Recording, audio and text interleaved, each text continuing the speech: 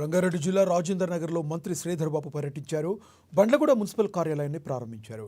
హిమాయత్ సాగర్ వద్ద filter బెడ్ను speaker గడ్డం ప్రసాద్, స్థానిక ఎమ్మెల్యే ప్రకాష్ గౌడ్తో కలిసి ప్రారంభించారు.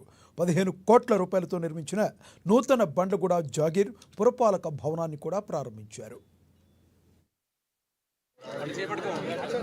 నూతనంగా మున్సిపల్ కార్పొరేషన్ కార్యాలయాన్ని ప్రారంభోత్సవం చేసుకోవడం, ప్రజలకు అందుబాటులో ఈ కార్యాలయానికి సంబంధించిన కార్యక్రమాలు నిర్వహించాలని ప్రారంభోత్సవం చేసుకొని మా స్పీకర్ గారు ప్రసాద్ గారి ఆధ్వర్యంలో మరి ప్రారంభోత్సవం చేసుకోవడం చాలా సంతోషం.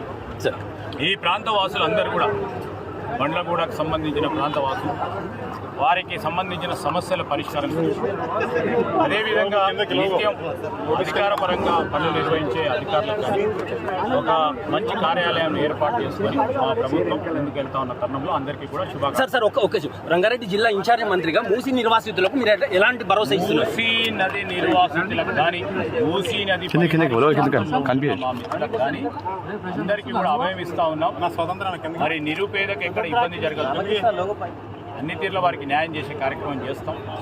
మరి ఏ విధంగా ఇబ్బంది పడకుండా ఉండే ప్రయత్నాలు కూడా చేస్తాం. మంచినీటి సమస్యకు పైప్ లైన్ పరిస్థితి ఉండే, నేను గెలిచిన తర్వాత నిజంగా ఈ 16 సంవత్సరాలలో ఎంతో మంచి అభివృద్ధి చేసుకొని ఈరోజు ఎంతో ముందుకు పోతున్నాం.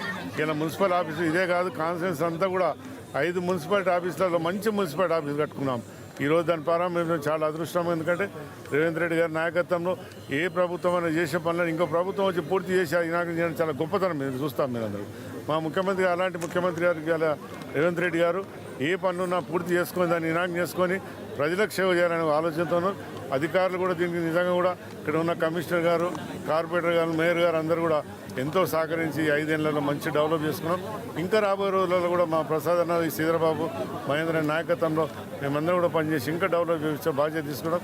సమస్యలు చాలా ఉంటాయి, ఎంత చేసినా సరిపోవు, కానీ ఈ సమస్యలను కూడా తీర్చాలని రేవంత్ రెడ్డి గారు యువకుడు ఒక మంచి